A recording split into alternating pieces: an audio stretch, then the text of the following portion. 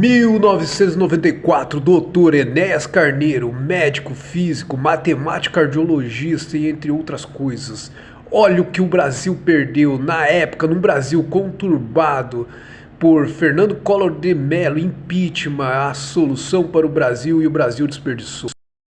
Do Roda Viva, que começa agora, está o candidato Enéas Carneiro, do Partido de Reedificação da Ordem Nacional. Nascido em Rio Branco, estado do Acre, Enéas Carneiro só foi registrado 9 anos mais tarde, em Belém do Pará. Órfão de pais desde os 9 anos, sempre trabalhou para ajudar a família. Aos 19 anos, mudou-se para o Rio de Janeiro, em busca do sonho de formar-se em medicina. Ingressou então na Escola de Saúde do Exército, onde se graduou terceiro sargento auxiliar de anestesia, em 1959. Formou-se em medicina em 1965 e tem mestrado em cardiologia pela Universidade Federal do Rio de Janeiro. É formado também em física e matemática. Sua estreia na política foi em 1989, quando fundou o Partido de Reedificação da Ordem Nacional e lançou-se candidato à presidência da República. Com apenas 15 segundos no horário gratuito de televisão em 1989, tornou-se célebre com a frase "Meu nome é Enéas" e obteve mais de 360 mil votos, conquistando o 12º lugar nas eleições daquele ano. De volta à política, novamente como candidato à presidência, Enéas Carneiro disporá agora de mais de 1 minuto no horário gratuito da televisão. Para entrevistar o nosso convidado de hoje, Dr. Enéas Carneiro, está aqui o jornalista Fernando Mitre, diretor executivo do Jornal da Tarde, jornalista Josemar Gimenez, chefe da redação da sucursal paulista do jornal O Globo, Clóvis Rossi, que é repórter e colunista da Folha de São Paulo, o José Paulo Kupfer, do editor-chefe da sucursal paulista do jornal Zero Hora, Rui Xavier, coordenador de política do jornal Estado de São Paulo, e o jornalista Ibsen Spartacus, chefe de reportagem do Jornal do Brasil, também sucursal de São Paulo. O Roda Viva é retransmitido por 23 emissoras de televisão de todo o país. E você pode participar desse programa pelo telefone 252-6525, 252-6525. A Shizuka, a Cristina e a Ana estão anotando as suas perguntas. Se você preferir o nosso fax, é o 874-3454, 874-3454. Doutor Enéas, boa noite. Boa noite. Doutor Enéas, nossa primeira pergunta a todos os candidatos à presidência da República do Brasil. O senhor, obviamente, tem acompanhado a evolução das pesquisas eleitorais. Em alguns estados, o senhor está até empatado, tecnicamente, com outros candidatos que são políticos profissionais. Em função disso, qual é a estratégia do senhor daqui para frente em busca de uma passagem para o segundo turno e para a eleição para a presidência da República do Brasil? Muito obrigado ao senhor e a todos os senhores pela presença e aos telespectadores. A única estratégia que eu me permito usar é falar através dos meios de comunicação. Eu não creio que, para ser atingido um universo como o da população brasileira, de cerca de 150 milhões de pessoas, possa existir uma outra estratégia. Exatamente isso. Doutor Enéas, o senhor vai continuar usando o bordão "Meu nome é Enéas", que eu acabei de ler aqui no perfil do senhor? Ainda não defini isso, uma vez que isso, para dizer essa expressão, que é o meu nome mesmo, eu levo cerca de 2 segundos. Eu, quando tinha 15 segundos, gastava 2. Se usar de novo, gastarei 2 dentro de 1 minuto, o que será um tempo bem menor do que o total. Doutor Enéas, o senhor enfatiza muito... Desculpe. Perdão, Josemar, por Lá, favor. Desculpe. vira assim, né? Boa noite, doutor Enéas. Boa noite, senhor. Eu gostaria de saber do senhor o seguinte, é uma preocupação, talvez, de toda a sociedade brasileira. O senhor vem dizendo insistentemente que não precisa de deputado porque todos não gostam do senhor. Eu gostaria de saber o seguinte, num regime democrático, como é que o senhor pretende governar sem o apoio de deputados, sem o apoio do Poder Legislativo? Bom, há uma distorção aí. Eu não disse que os deputados, como um conjunto, não gostam de mim. Aliás, é preciso ficar bem claro isso, eu não tenho nada contra nenhum deles em particular. Eu me refiro sempre ao modelo carcomido, putrefato que aí está. Eu falo sempre de um sistema de troca de favores que faz, inclusive, com que candidatos à presidência da República de um partido aliem-se a um outro partido que tem toda uma tintura ideológica diametralmente oposta. É disso que eu falo, é a isso que eu me refiro. Agora, no que concerne a apoio. Há pouco tempo atrás tivemos um presidente da República, Sua Excelência, o senhor Fernando Collor, que foi eleito por um partido inexpressivo, que nem tinha sido fundado por ele, ao contrário de nós, que fizemos o PRONA com suor desde 89, e tomou medidas extremamente deletérias para a nação, não tinha maioria e o Congresso se curvou tranquilamente. Eu não vejo nenhuma dificuldade em governar, desde que as mensagens sejam claras, inequívocas, desde que por favor, só terminar, desde que o Congresso saiba exatamente o que vai ser feito e haverá uma correspondência biunívoca entre o que vai ser feito e o que está sendo dito, uma vez que é um programa a ser apresentado. Não creio que haja dificuldade, uma vez que os senhores congressistas querem o bem da nação. Fernando Miro. Doutor Enéas, o senhor enfatiza muito a questão da disciplina, né? Sem dúvida. E a questão da autoridade também. Sem dúvida. O senhor é a favor até da inclusão de matérias nos cursos primários que dizem respeito ao amor à pátria, à bandeira, à disciplina social, o respeito à autoridade, etc. O senhor, ideologicamente, se aproxima de algum modelo conhecido? Quer dizer, como é que o senhor se qualificaria hoje? Difícil, difícil. Eu posso dizer, falar de mim é difícil. Vamos falar do modelo do nosso partido. Aqui, né? Voltando para o senhor, que eu estou conversando com o senhor. O PRONA defende um Estado forte, técnico e intervencionista. Um Estado que se preocupe realmente com a nação e não que seja propriedade de um grupo reduzido de políticos. Nós acreditamos que é perfeitamente possível resgatar essa dívida social gigantesca da nossa terra, desde que haja uma mensagem firme e que por trás da mensagem haja um lastro de preparo que faça com que o presidente da República não seja um títere, não seja um boneco levado de um lado para o outro, na dependência de quem está à sua direita ou à esquerda. O senhor quer um presidente da República mais poderoso do que o que sempre tivemos? Não, porque os nossos presidentes da República, por terem sido extremamente incultos em quase sua maioria, né? Quase a maioria, e por serem homens de personalidade extremamente frágil, têm sido levados para um lado e para o outro. Haja vista o que ocorre agora recentemente com Sua Excelência, o senhor presidente da República, que cede a uma pressão quando, eu quero crer, o chefe da nação deveria agir de modo firme. Se ele é o chefe, ele deve ter firmeza. Um presidente deve presidir, senão não é presidente. Um presidente deve ser de fato e não só de direito. Nesse sentido, se o senhor me pergunta, eu sou um homem que gosta de ordem, de autoridade, de respeito. Se o senhor me disser assim, o senhor dialoga? Sim, dialogo sempre. Eu ouço, por exemplo, se os senhores disserem, o senhor tem 1 minuto, eu falo 1 minuto. Se os senhores disserem, eu obedeço às regras. E gosto que haja obediência à lei e à ordem. É assim que eu entendo uma nação civilizada. O regime militar que foi implantado no Brasil se aproximou desse modelo que o senhor defende? Lamentavelmente, o regime militar esqueceu-se de uma coisa fundamental, que é a formação do cidadão, o investimento no homem. Segunda falha, o regime militar asfixiou a imprensa. E não existe no Brasil nenhum partido político, não é só o partido que eu criei e que está hoje, graças a Deus, representado em quase todo o Brasil. Não há nenhum partido político que possa ir a todos os rincões, que possa saber exatamente o que está se passando na intimidade do poder. Não há partido nenhum. Então a imprensa tem que ter liberdade para isso. E ela terá essa liberdade com a nossa chegada, sem dúvida, para fiscalizar aquilo que está sendo feito. Pois se aquilo que nós queremos fazer tem que ser para o bem da nação, a imprensa tem que ter. Isto é uma coisa. Outra coisa é a absoluta falta de responsabilidade com que a imprensa se comporta atualmente. Por exemplo, cito de modo claro, na capa de uma revista aparecem as 3 figuras magnas do país. Sua Excelência o Presidente da República, Sua Excelência o Presidente do Congresso, Sua Excelência o Presidente do Supremo Tribunal Federal, vestidos como pessoas do sexo feminino, numa dança. A revista se chama Revista Veja. Eu não entendo que lucro, que vantagem a nação tem com isso. Estou sendo sincero, com a mesma clareza com que falo sempre. Então, repare, chamam-me de autoritário. Eu digo, não, eu quero ordem, quero respeito, quero liberdade de expressão, mas quero responsabilidade também. E quero crer que não há nenhum pai de família que goste de, às 7 horas da noite, ligar um instrumento, um aparelho de televisão, e ver na tela expostas cenas de lascívia, de luxúria, de lubricidade, de sexo quase explícito, que deformam a personalidade e a formação dos seus filhos. Eu não acredito que haja nenhum chefe de família lúcido que goste disso. Doutor Enéas. Essas teses são claras, eu estou repetindo como sempre fiz. Tá, vamos a mais uma pergunta. Apenas quero dizer, Clóvis, o seguinte, que o senhor Guilherme Grimaldi de Ipiranga já usou essa expressão autoritária que o senhor mesmo usou agora. Normal. Clóvis Rossi. Não sei, pelas entrevistas anteriores que eu li do senhor, se houver alguma distorção, o senhor me corrija, me dá mais a sensação de que o senhor é menos candidato à presidência da República e mais candidato a Fujimori do Brasil, é isso mesmo? Não, nunca disse isso. Não tenho nenhuma admiração pelo senhor Fujimori, principalmente porque o modelo de natureza macroeconômica que foi utilizado lá repete os ecos da ventania neoliberal que assola o continente sul-americano. Não tenho nenhuma simpatia. Não vejo em que eu possa ser comparado ao senhor Fujimori. Nunca disse em nenhum programa que iria fechar esta ou aquela instituição. Nunca disse isto. Em nenhum momento.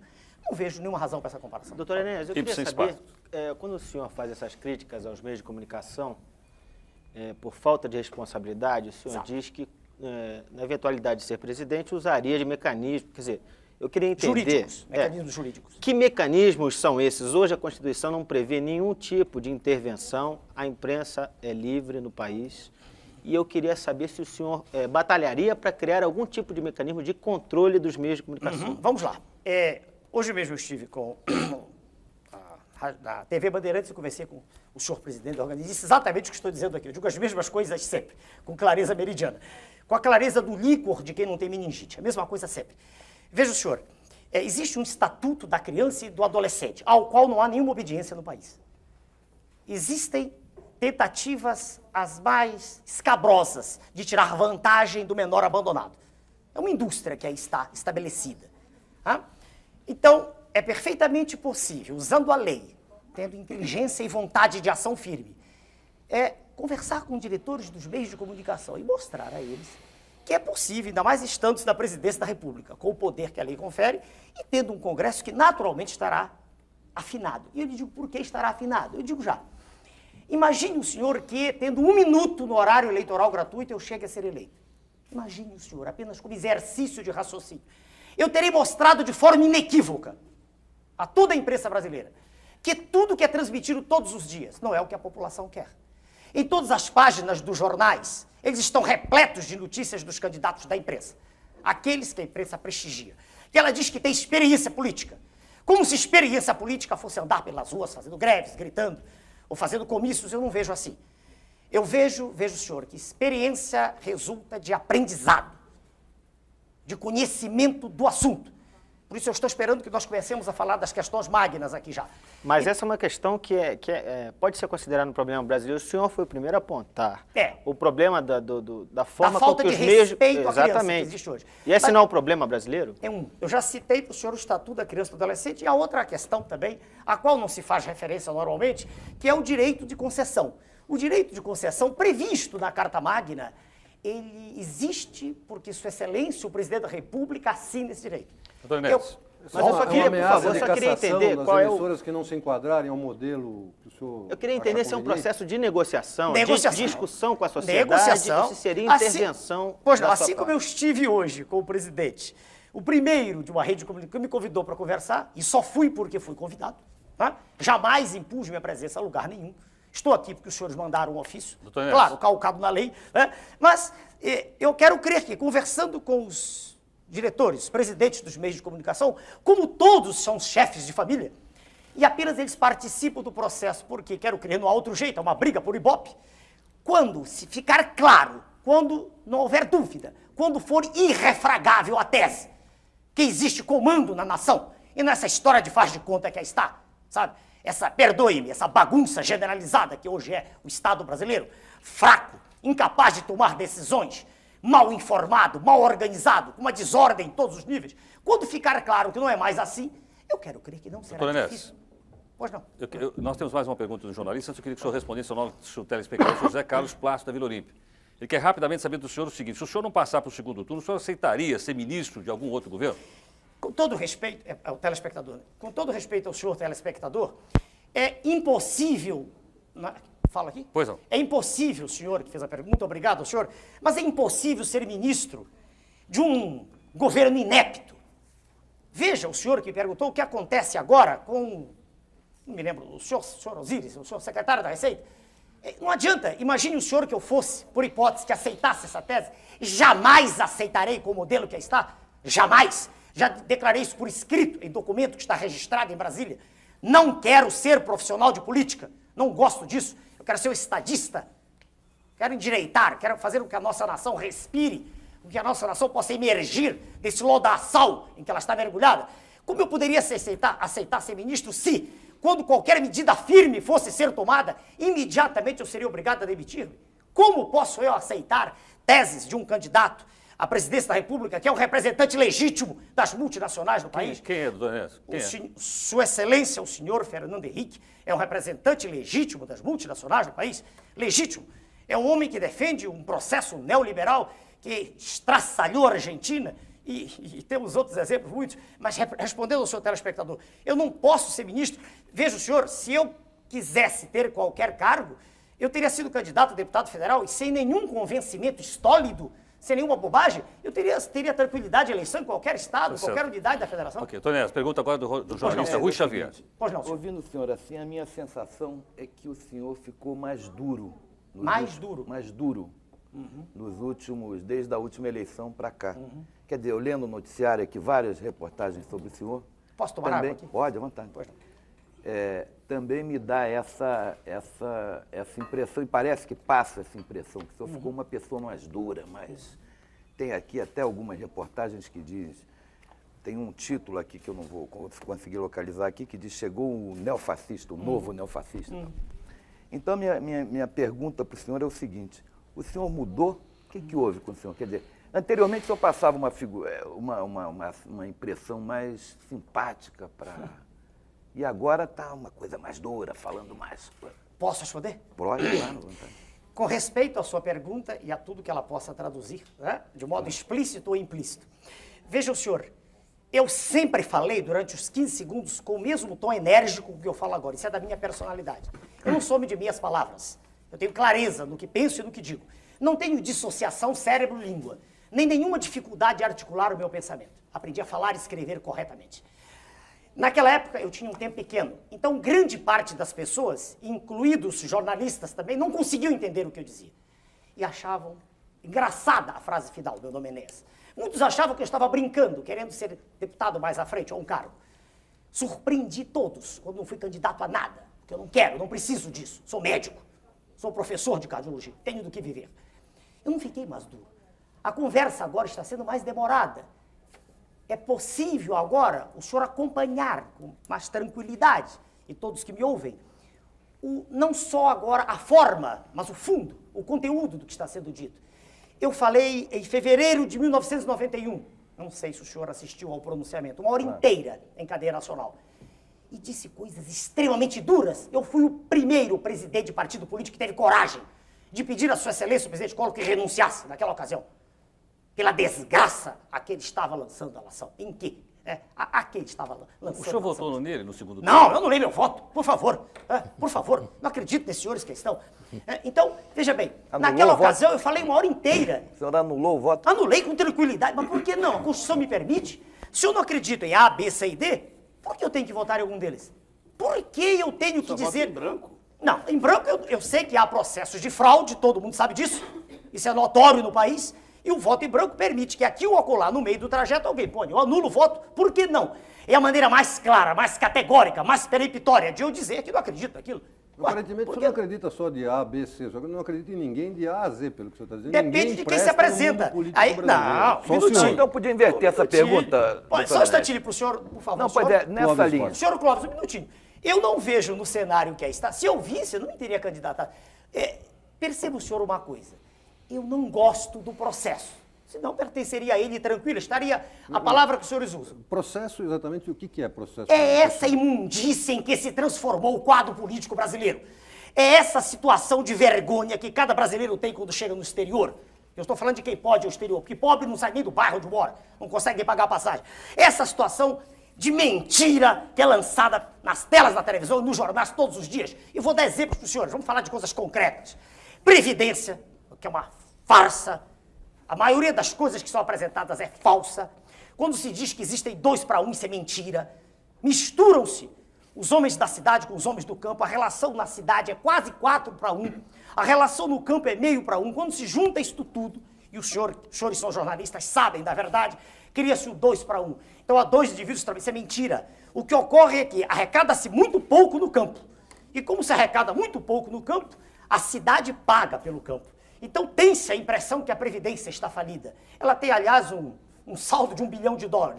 O que se quer é privatizar tudo para que grupos espúrios, né, tomem conta e aí o Estado fica endividado, como aconteceu no Chile. O Estado fica endividado e os grupos têm um grande negócio. Então, eu deixo deixar bem claro. Quando você disse o processo, eu quero dizer o seguinte, eu não gosto dessa maneira como um candidato a presidente da República se curva Para ser eleito, ele se curva. Ele não acredita na força dele. E ele faz composições, ele procura um vice, ele procura um... Para quê? Para que ele tenha votos. Eu não faço isso. Eu sou exatamente o mesmo. Meu candidato a vice-presidente é o Almirante. Almirante Roberto Gama e Silva. Um homem que não vai me trazer voto, não é nada disso. Apenas ele foi um homem que, no governo Figueiredo, lutou pela nacionalização. Lutou contra a desnacionalização das nossas jazidas. Ele lutou contra esse processo de sangria, né, do qual nós somos vítimas, exportando minério in natura. Ele lutou contra isso. Deixa eu lhe fazer uma pergunta. Pois Então. não. Do que o senhor gosta nesse processo todo? O senhor já falou de muita coisa que o senhor não gosta. Por isso eu entrei. Tudo bem, mas deve ter alguma coisinha, porque o senhor não vai destruir tudo para montar tudo sozinho. Não, mas eu acabei de falar para o senhor, me perguntou, não sei o nome dos senhores, sobre o Congresso, e eu disse que eu não acredito. Deixa eu me definir bem. Vamos falar do Congresso. 503, né? 503. Eu nunca disse, veja o senhor, que o indivíduo A ou B é um partido. Eu nunca disse isso. O que eu vejo é o seguinte, existe um modo de comportamento que se tornou a regra do processo. Esse modo chama-se hipocrisia. O cidadão não tem coragem de dizer a verdade. Ele tem medo de perder voto aqui, perder voto acolá, ele faz aliança O senhor inclui os deputados do PRONA também, doutor Enéas? Se acontece com eles, olha, eu não sei lhe responder. Eu tenho um deputado no PRONA federal, dona Regina Gordinho. E foi o único deputado que veio para o PRONA. E se o senhor disser que ela fez aliança, eu quero crer que não. Tá? Eu quero crer que até hoje ela tem sido de uma lealdade extrema e, muito embora facilmente pudesse estar em outro partido, agora mesmo disseram que ela tem 2% das intenções de voto, saiu no Jornal do Rio de Janeiro, ela se manteve leal a mim. Sem ela, eu não teria entrado com uma ação de inconstitucionalidade, e o senhor conhece, pela Constituição, eu só poderia entrar com essa ação se tivesse um representante. Então, o senhor falou agora em aliança, eu quero crer que ela não fez nenhuma aliança. Não vi, não tenho nenhuma informação. Nessa linha de raciocínio, eu queria que o senhor me explicasse a pergunta do jornalista José Paulo Cuff, por favor. O senhor ou o senhor? Eu. O senhor? Meu nome é Zé Paulo. Sim, senhor, Zé. O senhor disse que quer um Estado intervencionista. Forte, deixa eu amarrar bem. Forte, técnico, intervencionista. A frase não é minha, é do professor Alain Touraine, professor de Sociologia da França. Autoritário também, professor? Peraí. Continua com o senhor ou respondo para ele? Como quiser. Aí Se a palavra autoritário quer dizer que exista autoridade, que ela se faça respeitada, se é este o sinônimo dentro do universo semântico seu. Se é isso que o senhor quer dizer, é. Bom, então vamos lá. O senhor quer um Estado desse jeito. Isso. O senhor já meteu aí a leia no neoliberalismo. Sem dúvida. Aqui no seu material a gente lê que o seu modelo de político é o Fidel Castro. Não disse isso. Não disse isso. Um minutinho só. Perguntaram-me quem eu admirava no exterior. Eu disse pela personalidade forte, pela coragem de enfrentar o monstro. Peraí, mas eu não disse, eu não sou socialista, deixo bem claro, eu defendo a livre iniciativa, eu defendo a economia de mercado, então eu não tenho como modelo o senhor Fidel Castro. Eu não disse isso nunca. Um defensor de uma economia de mercado não liberal, o que é? Ele me perguntou... Posso complementar? Como é que pode combinar a defesa da economia de mercado com um Estado intervencionista? Perfeito, eu digo agora. Perfeito, forte e técnico, tudo bem. Com clareza, para o senhor, para todos. Veja bem, primeiro que o que está diante de nós é toda uma encenação, é toda uma farsa. Vamos devagar. Primeiro que o Estado intervém sempre. Vamos ver, agora mesmo, quando foi decretado o Plano Real, esse plano, o último plano, miraculoso, que se estenderá quase certamente até as vésperas dele. Quase, né? Ninguém pode afirmar. O processo é muito mutável. Mas quando ele foi decretado, Sua Excelência o Presidente da República recebeu a sua assessoria econômica e lhe apresentaram a taxa de juros com a qual o mercado iria se comportar, ditada pelo governo. O senhor acompanhou. 8,13, 81, foi arredondado para 8,2. Agora, hoje ou ontem, um senhor saiu no Globo ontem, 21, por esses dias agora, saiu no Globo, que é impossível continuar com isso. O serviço da dívida pública, o serviço dela, está em torno de 4 bilhões de dólares mensais. Diz o professor Dércio Garcia Munhoz, que não é do PRONA, não é do nosso partido, que não quer dizer nada. Não quer dizer nada. É uma pessoa porque eu tenho profundo respeito. É professor titular de política econômica e economia internacional em Brasília. Diz ele, não são 4, não. Estão contando só com os títulos em poder do público.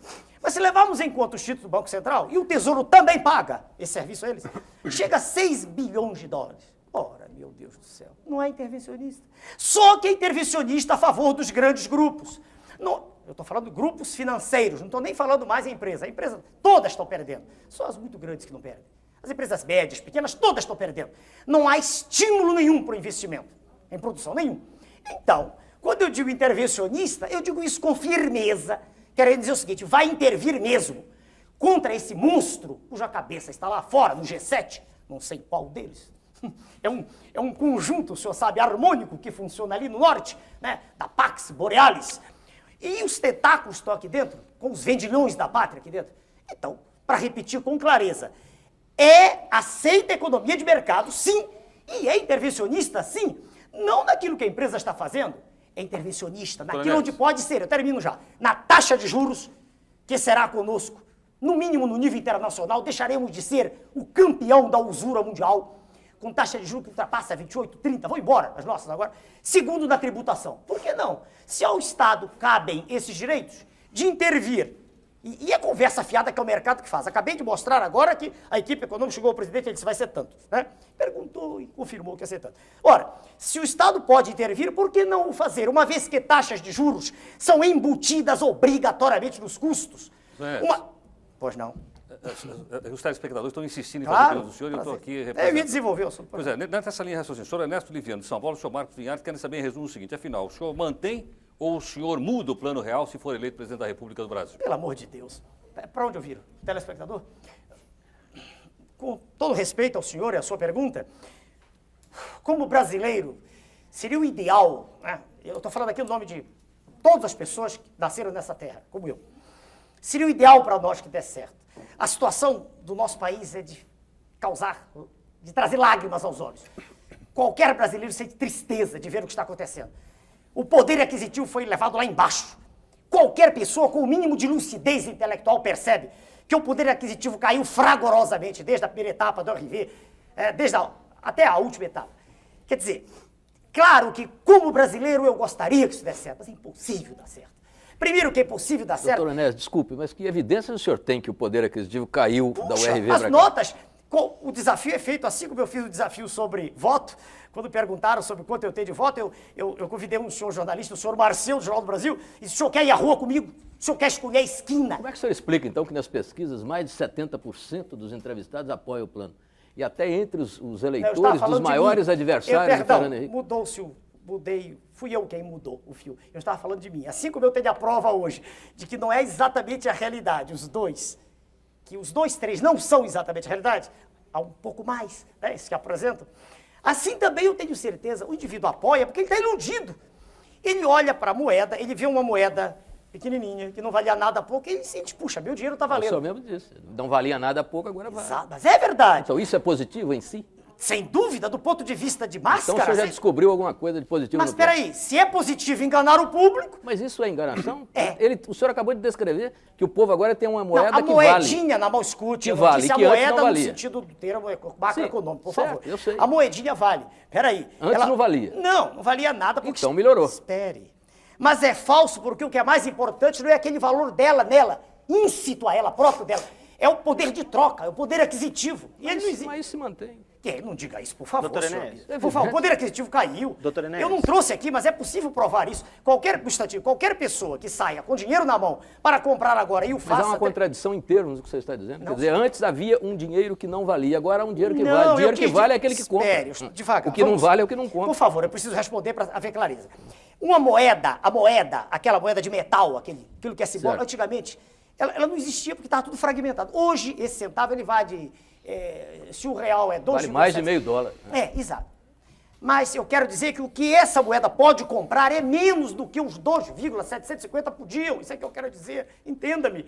A moeda em si, ela vale 2.750, digamos R$1, 2.750. Só que ela compra muito menos do que os 2.750 compravam. Mas, doutor Enéas, o senhor acha então que a população é tola o suficiente para... A população como é natural em todo e qualquer grupamento humano, ela se deixa levar por um processo colossal de anestesia. É natural isso. Só que isso passa.